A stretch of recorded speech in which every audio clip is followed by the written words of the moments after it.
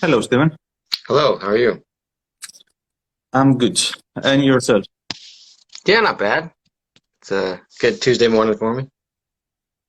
Good, good. Uh, Many thanks for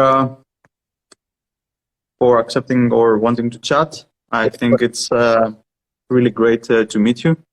Um, we haven't actually chatted before, so maybe you want to start just by giving the audience a few words about yourself, and we can get going. Yeah, for sure. Yeah, so I'm from the States. I'm a chiropractor and functional medicine practitioner. I live in Virginia, but my own health journey from when I was a kid and a lot of the health ailments I had as a child, I used to have like asthma and allergies, and I had chronic hives that just break out in hives all over my body. I had irritable bowel syndrome, and ultimately ended up with autoimmune type 1 diabetes.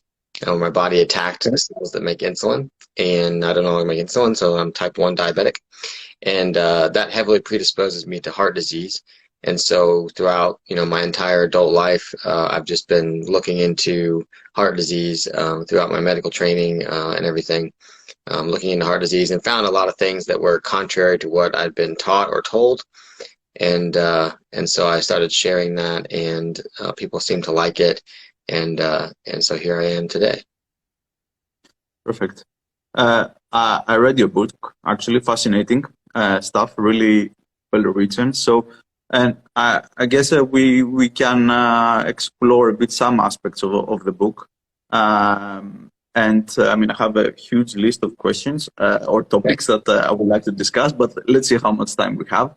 Okay. Um, and we can just directly go maybe from the start. And you mentioned that you, at some point in your book, that you were a vegan or kind of not eating too much meat, Hmm. and at some point you transitioned to eating more meat Hmm. or more animal fat, etc. So how was that journey for you? How did you feel as a vegan, and then why did you transition to a different diet?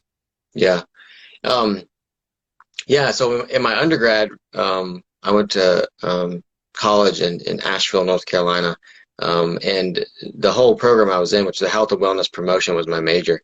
The one of the leaders of the program, one of the professors, was very adamant about a vegan diet, and so we got a lot of information about that. We were kind of pushed that direction a little bit, even though she tried to stay unbiased or whatever. She kind of pushed us that direction, and so that was always in the back of my head, and then at one point I decided to try and go vegan. And, at first I saw some benefits, but I think those benefits were more from when I made that decision, I also got rid of like, processed foods and things like that and went to like a whole foods diet, even though Mm-hmm. it was very plant-based and very little, if any, animal foods.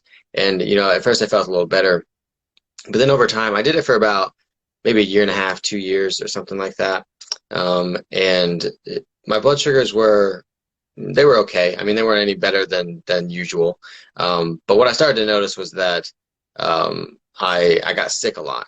I like every month I feel like I had a cold or something like that.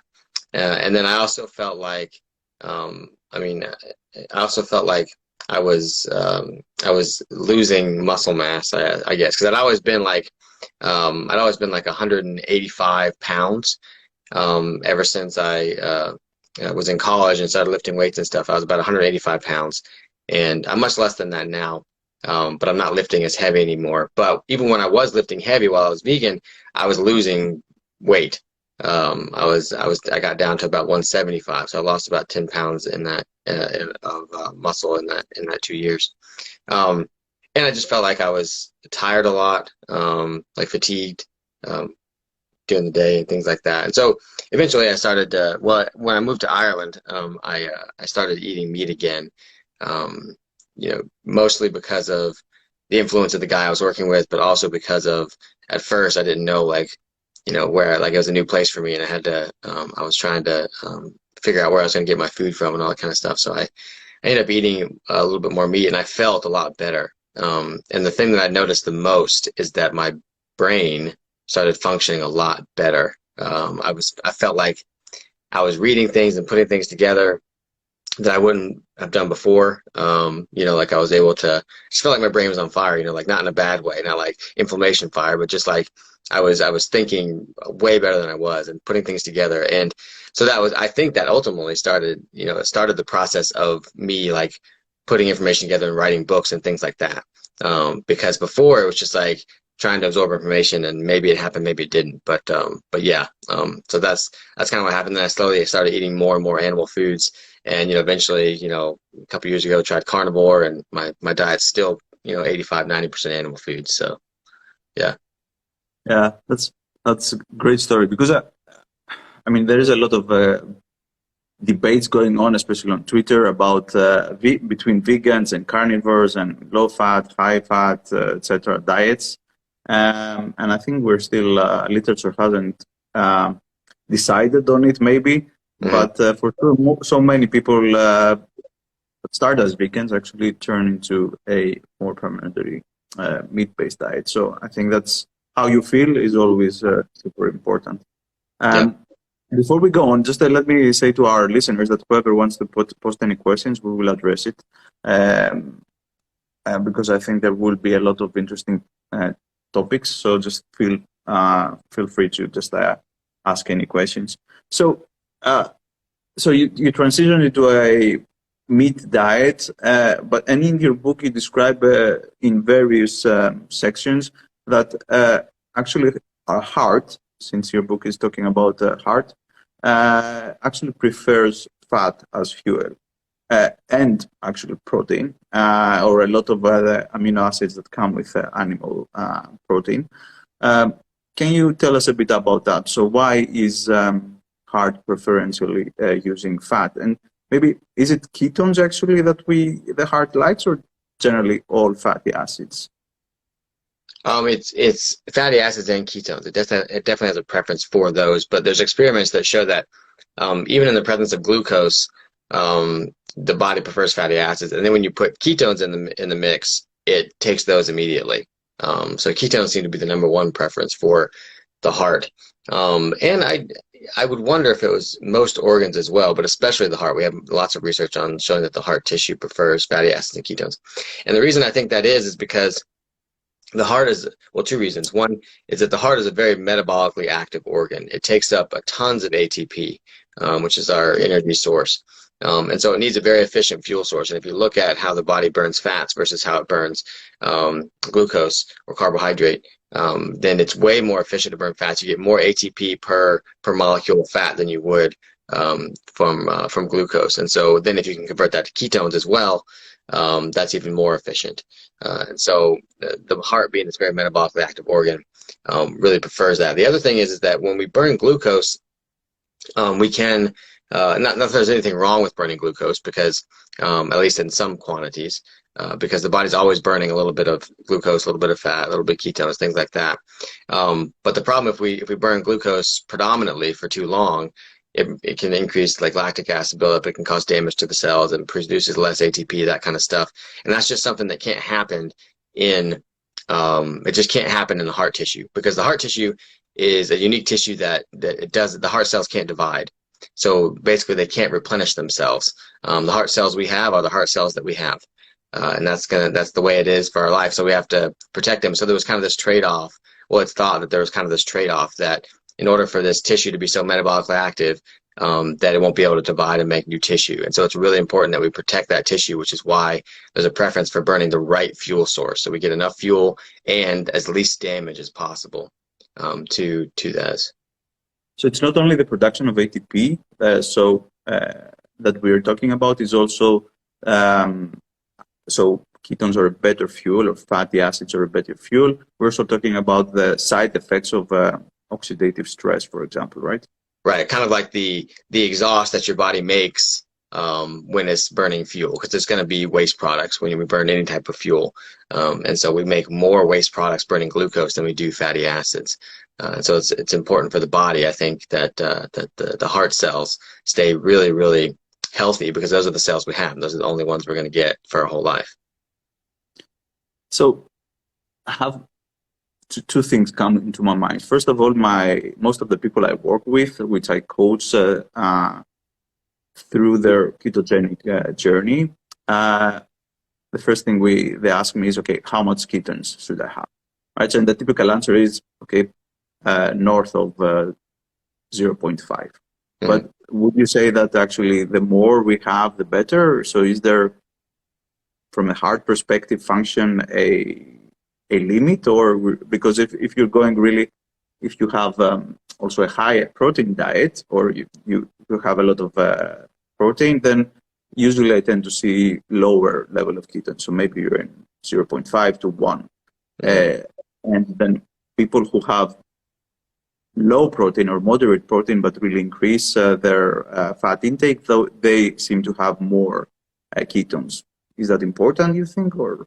Yeah, like the true ketogenic diet is like when 70% of your calories come from fat, which is not, that's a true ketogenic diet. You can go low carb and stuff and not be on a true ketogenic diet.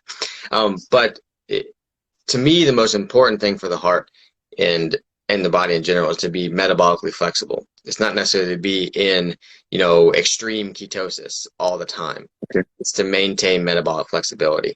And so to me, the things you could measure for that are, one, you could measure your trig-to-HDL ratio, or you could measure your fasting insulin levels. And if those things are good, then you're probably pretty metabolically healthy. But if you want to see if there's ketones around, like, I think it's just important that there's ketones around. I think that around 0.5 is a good number, because you don't have to have, like, you be up at 3 or above or anything like that. You just want your body to be making ketones. That's because if you have ketones around, it signals that, or it tells us that your body is making ketones, which means that it's in an adapted state, that it's metabolically flexible. It's able to do that. It's able to go back and forth from burning carbs and fatty acids and make ketones healthily. Because there are people that have a decent amount of carbohydrates every day, and they still maintain that metabolic flexibility, where if you test their ketone levels, they have ketones. It may not be full-blown ketosis, like 1.5 to 3 millimoles or something, but they're making ketones, and that's the important thing, is that we're making ketones. Okay, so it's more about metabolic flexibility rather than being always in ketosis. I have a course which talks exactly about that. It's called keto metabolic flexibility. So I'm totally with you. Yeah. But this is a question that always comes up. And just as a fun fact, I also have a few vegan friends, and we were testing their ketones after a 20-hour fast. So that particular person was actually usually having a 24-hour fasting window. So I don't know how he managed, but in any case, he did. And his ketones were actually 0. So we tested it 2 days, and it's just 0. And I said, man, how you can survive it? So for me, it was very strange.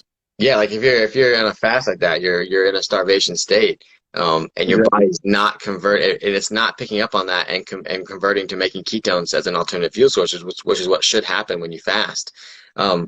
That's an indication that they're very metabolically inflexible. Now, I don't know anything about that vegan's diet. I don't know what type of foods they're eating. If they're eating a higher carbohydrate vegan diet, then yes, that's gonna impair their ability to make ketones. Now, you can do a lower carb vegan diet and probably help maintain that metabolic flexibility.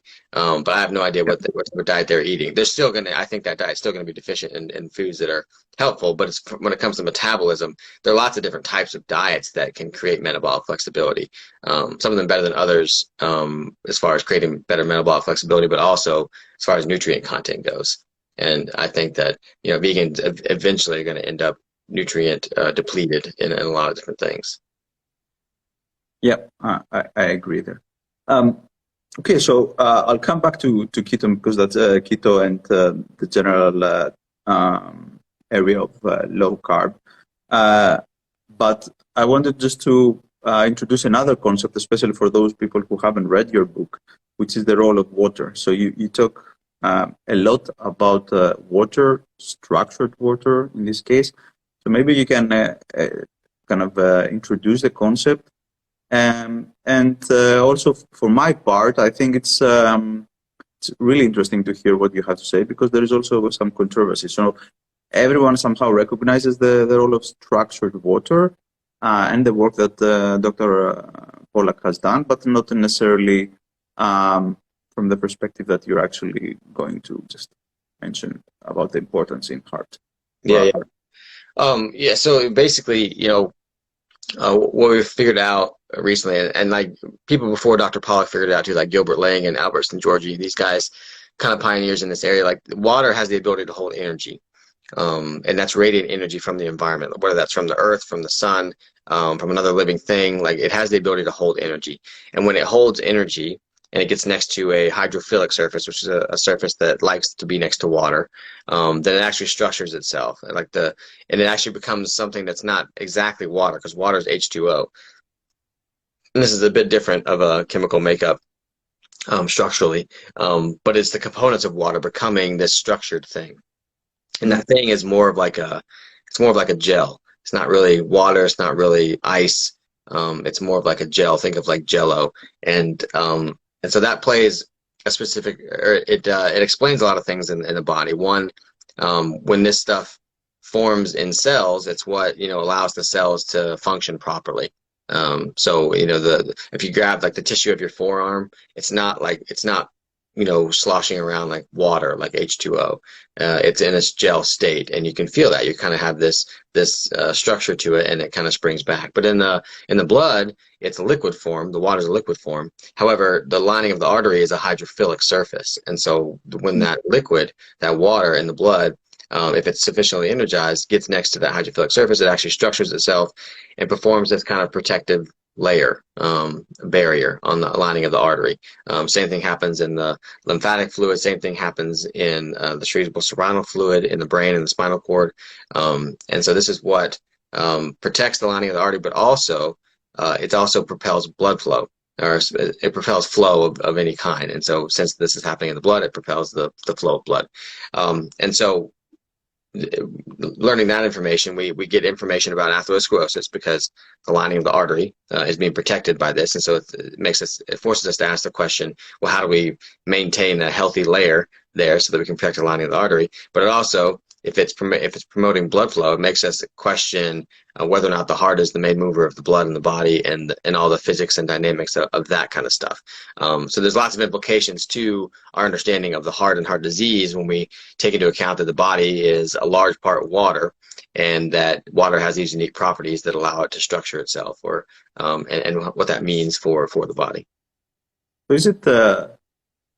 So is hydration, first of all, playing a role into it, or we're talking specifically about structured water? So levels of hydration, dehydration, do they play a role, you think? Yeah, in some sense, yeah. I mean, if you're not hydrated enough, then you're not going to have enough water in there to actually be structured. That's the case. However, lots of people talk about, they want to drink structured water, but it's important to differentiate the fact that you can't really, if you were drinking structured water, you'd be like drinking Jello. You'd be like eating Jello. That would be the structured water. So you can drink water that's more energized, or it has this energy, so that when it gets in your body, ideally it does these mechanisms and does these things like it's supposed to do. But however, there's already water in there. There's already water in your body, in your cells and your blood and all this stuff, and then your lymphatic fluid and all this stuff. So to me, it's more logical to not be seeking out the drinking of structured water, but to energize the water that's already in your body. And you do that by, being in contact with the earth and infrared light, and being in contact with other living things, and that kind of stuff. Like that's the stuff that I think is more useful when it comes to using these things to take advantage of being healthy.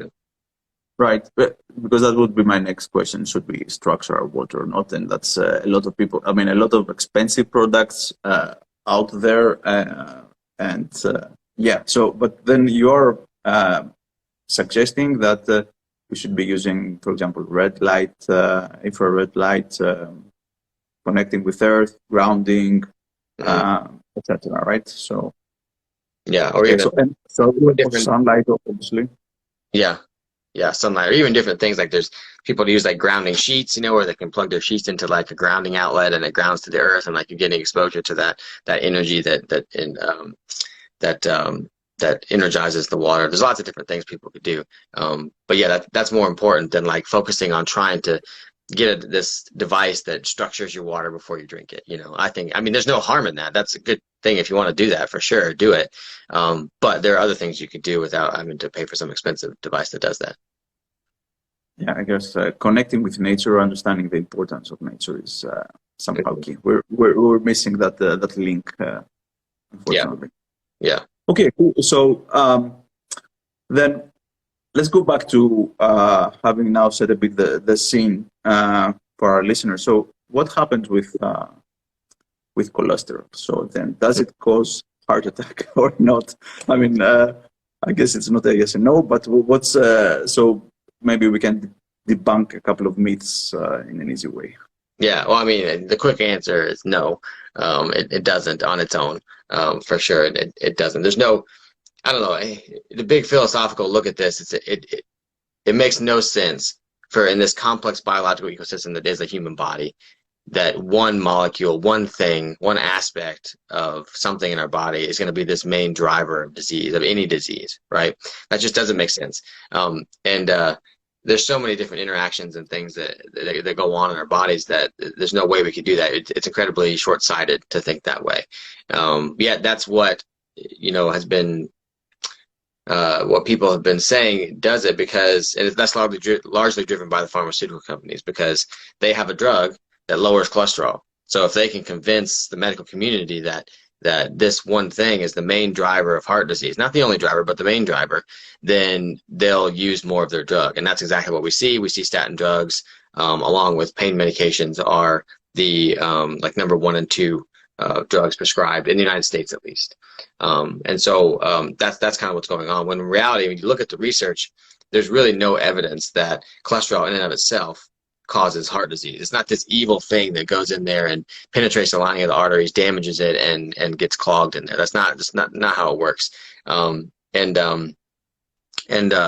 is evidence, that damaged cholesterol, like small dense particles and LP(a) and oxidized cholesterol, things like that, are more associated with having more heart disease.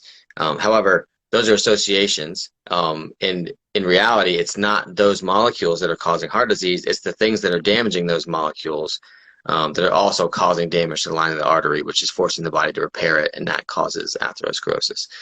So we've got this. I mean, the cholesterol conversation, I think, is this huge distraction against what is actually causing heart disease.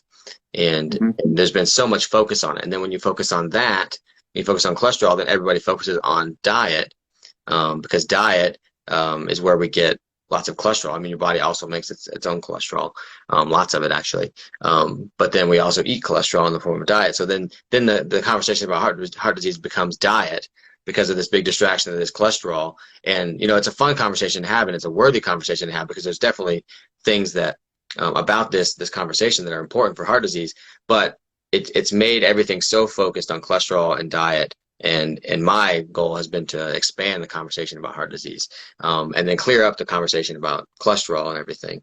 But in the short, no, cholesterol does not cause heart disease. It's inflammation and oxidative stress that causes damage to the lining of the arteries. And then if we're in a state of insulin resistance, if we're in a state of poor metabolic health, which we talked about, poor metabolic flexibility, then yes, the body can't repair the lining of the artery when it becomes damaged, and then it's forced to use something like cholesterol and minerals and things like that to repair the lining of the artery in the short term to prevent something worse, which would be like a rupture. So in reality, when we're looking at what markers should we be looking at when it comes to preventing heart disease, it's not like cholesterol. It's markers of good metabolic health. It's markers of inflammation and oxidative stress, things like that. Those are the things that we should be looking at, and not so narrowly focused on this cholesterol molecule. Okay, that's I mean, really interesting. I think it's for us. We have been evolutionally, I guess, eating foods that are high in cholesterol since ever, right? So, as you said, it just doesn't make sense. And our increase in carbs has been really a blink in the eye in terms of evolution. So cholesterol being the bad guy here, and even people arguing that we should eat zero fat is something I also don't understand. You mentioned a bit about LPA, and I wanted to bring this back in the discussion. I think maybe I asked you also in one of our chats in relation to vitamin C. So in his book, Malcolm Kendrick, the blood clotons, or the blood clotons, then it's he mentions that also we need to clear up any plaques that are created, and actually we don't want a little PA there because it's difficult to break up. And he suggests that the vitamin C actually helps to prevent the basically creating helping with that elasticity of the arteries, and actually that plaques are formed. What's your opinion there on vitamin C and little PA? So, and do we want to keep LPA as low as possible, or again, as you said, it's association, not really causation? Yeah, so I mean, having LP(a) around suggests that there's other things damaging the lining of the artery. So I guess ideally, from a bird's eye view, yes, you want to say yes, you'd like to see lower LP(a), and then if you have higher amounts, then something's damaging that molecule. But again, I don't think that the LP(a) itself is directly damaging thing. Now, it can contribute to it, but it's not the driver of what's causing your heart disease. So like there's people who say they have genetically high LP(a), and that's, you know, a reality. Some people do have higher for whatever reason, they've had it their whole life. That doesn't mean that you're gonna have heart disease. It means that I mean that LP(a) molecule could contribute to that oxidative stress and that damage to the lining of the artery, unless you protect your artery really well. Right. So if you talk about these mechanisms of fourth phase water forming on the lining of the artery, nothing can penetrate that except very small hydrated ionic minerals. So it doesn't matter how much LP(a) is in your blood. If you've got that protective layer around there, then it's not going to get through. Okay. The other thing is that so as far as like reducing LP(a), like, or preventing it, I guess, from happening, it's doing things that prevent damage to those cholesterol molecules.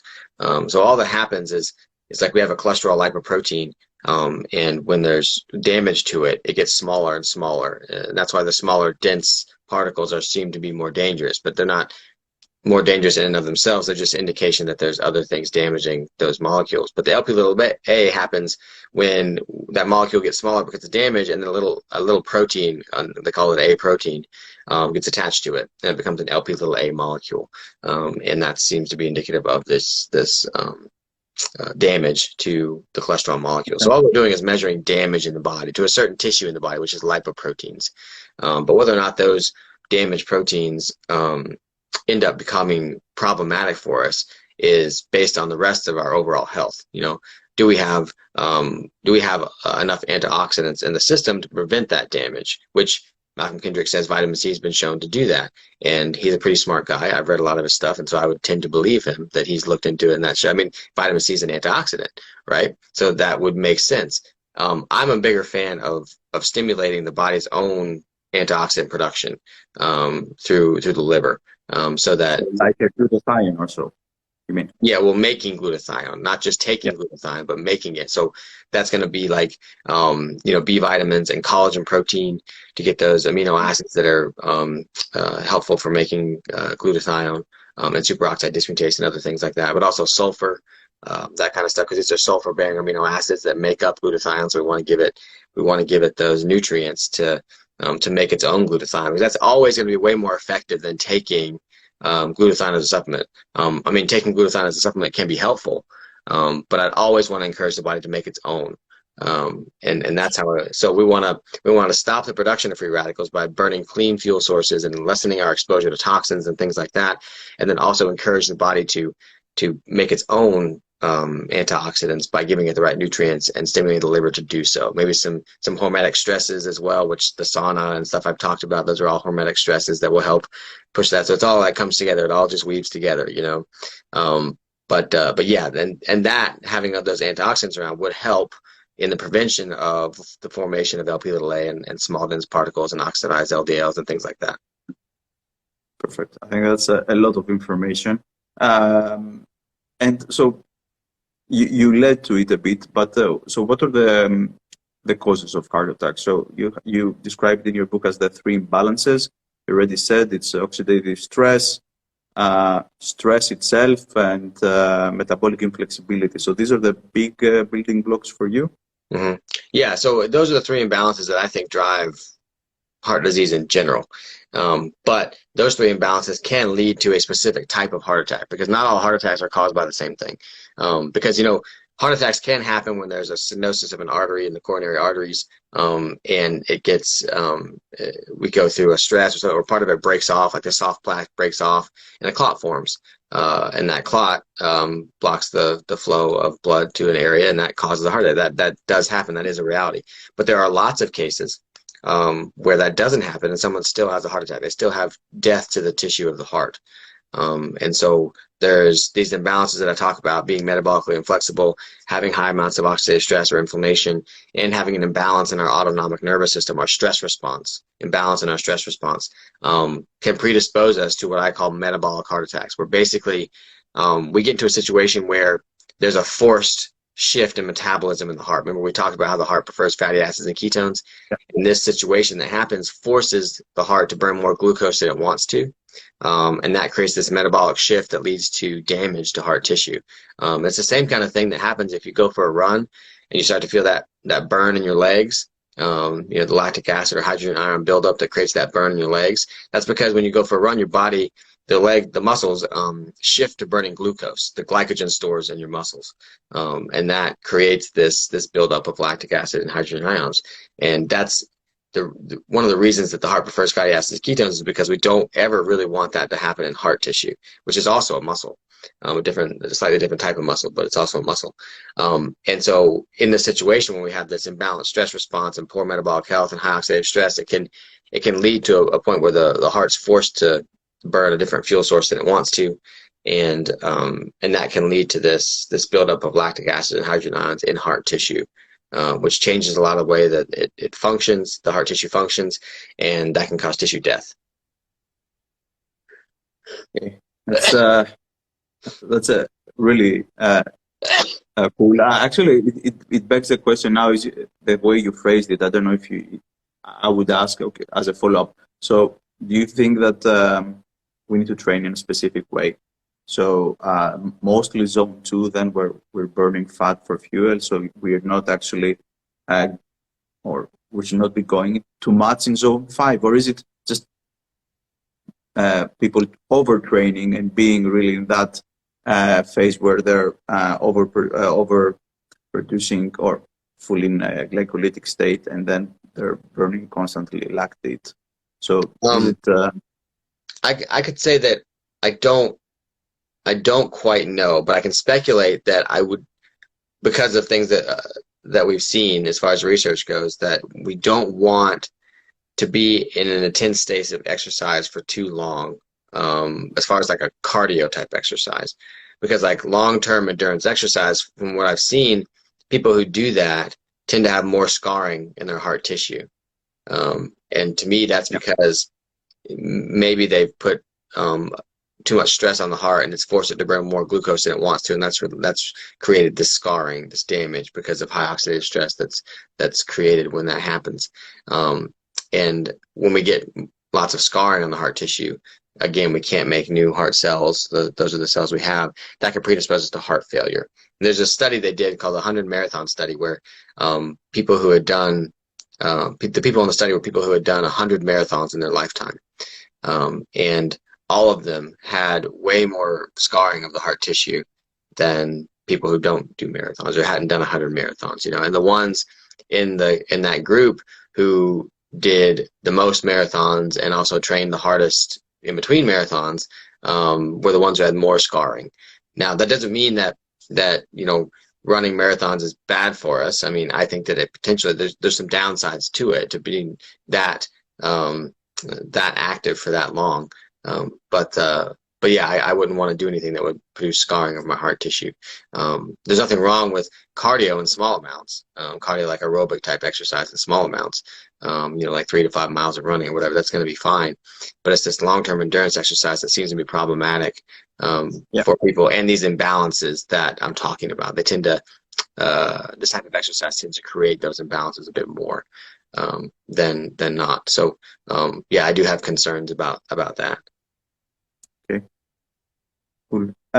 So, I mean, people would probably like to summarize a bit. So, how can we tell if we're okay? So, what are maybe the 3 or 4 key numbers, I guess, or feelings, how we feel about telling us if we're in a good state or not? You mean like emotionally?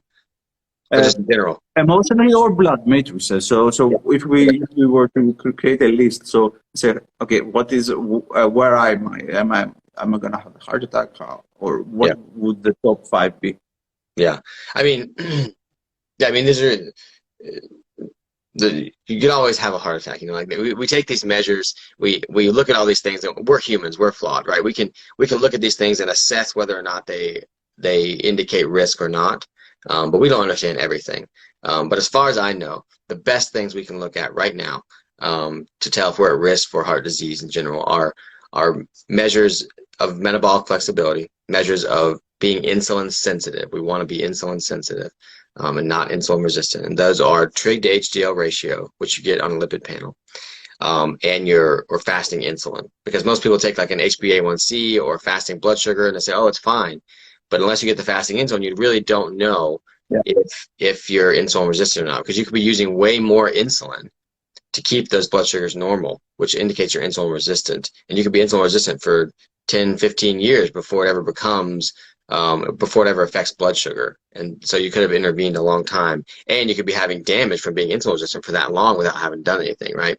So those markers of metabolic health, and then markers of inflammation and oxidative stress. So the 2 markers I like to take, because you could really get into the weeds about different tests you could do. You could measure DNA damage, fatty acid damage, all this kind of stuff. But I think the 2 best are an HSCRP, which is a high sensitivity C-reactive protein, which measures general inflammation in the body, and then a GGT, a gamma glutyl transferase, which is a liver enzyme that indicates or it measures kind of the stress on the oxidative stress on the liver.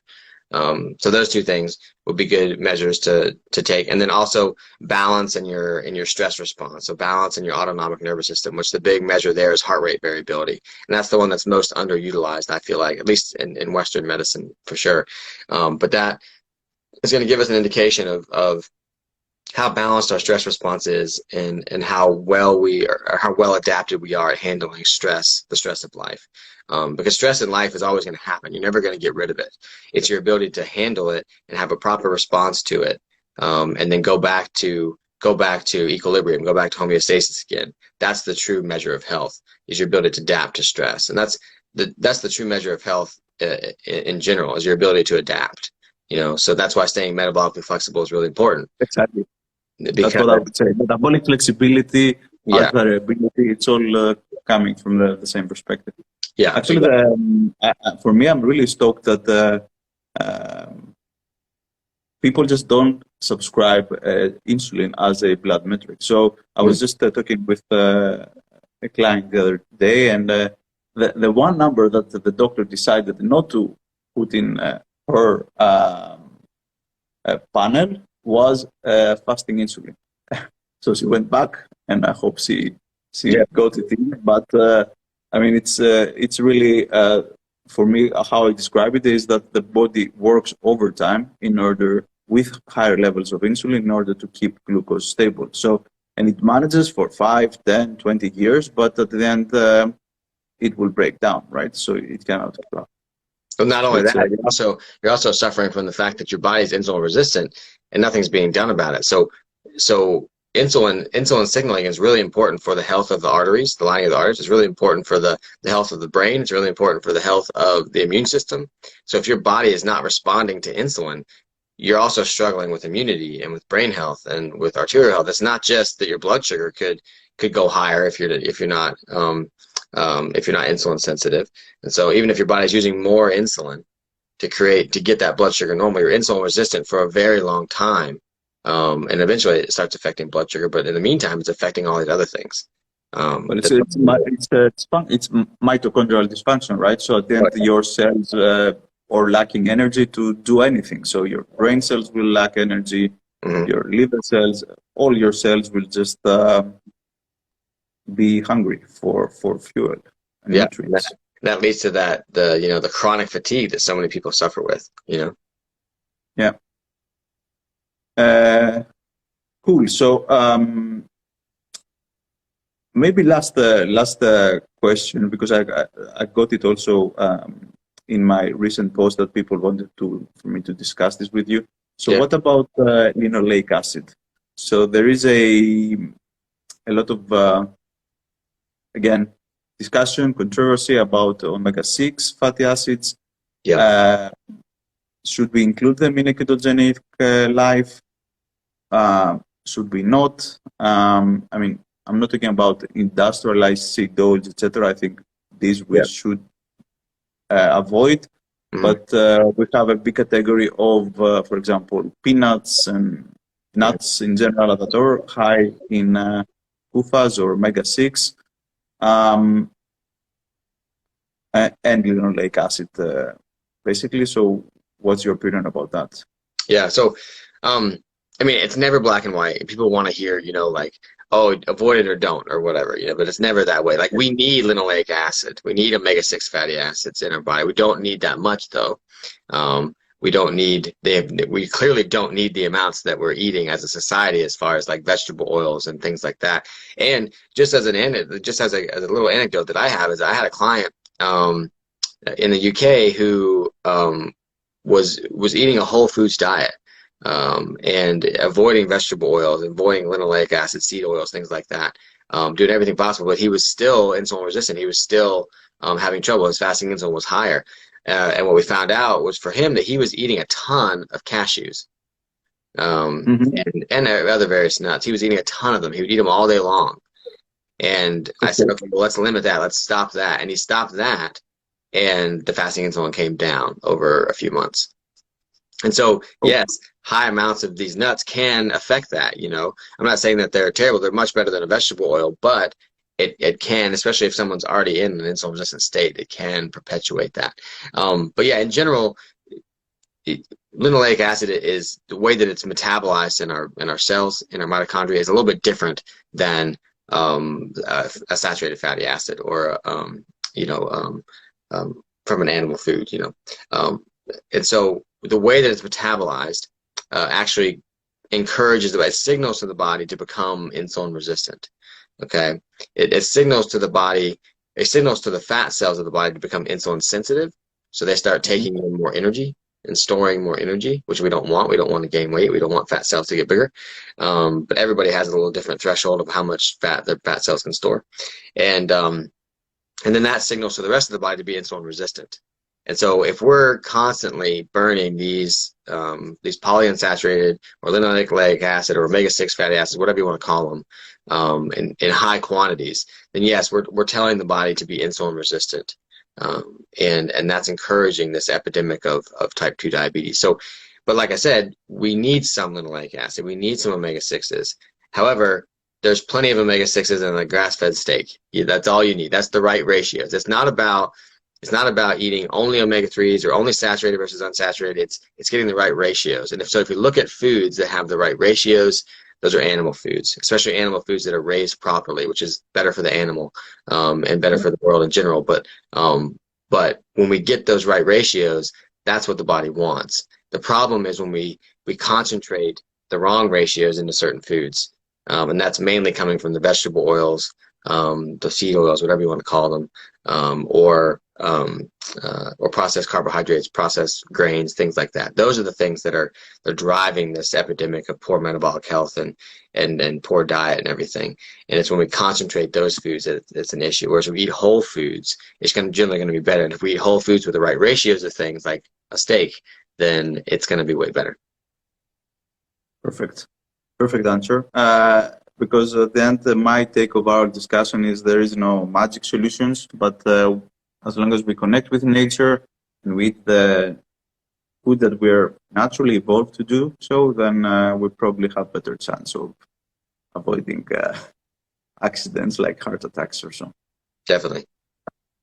Cool. I mean, I could discuss, but we're already 45 minutes in, I think. So let's maybe you can tell our audience where they can find you. Yeah. So my website is resourceyourhealth.com. People can find my books and my blog and my health coaching that I do. Online health coaching is on there. My book came out April 7th. It comes out in the UK sometime this month. I can't remember the date, but it comes out there soon. It's audiobook and ebook. Yeah, I'm on Instagram and Facebook and Twitter, just Dr. Stephen Hussey, Dr. Stephen Hussey. People can find me there and contact me there as well. Perfect. I mean, I really recommend the book. I cannot recommend it enough. Really, we need to understand more about the heart, and that's a very nice take to it.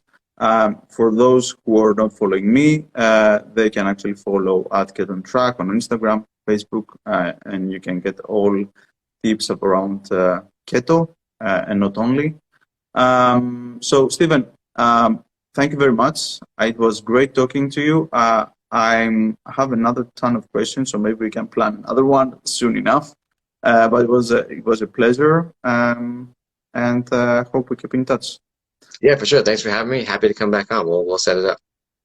Perfect. Have a great day. Take care. See ya. See you. Bye-bye. Bye.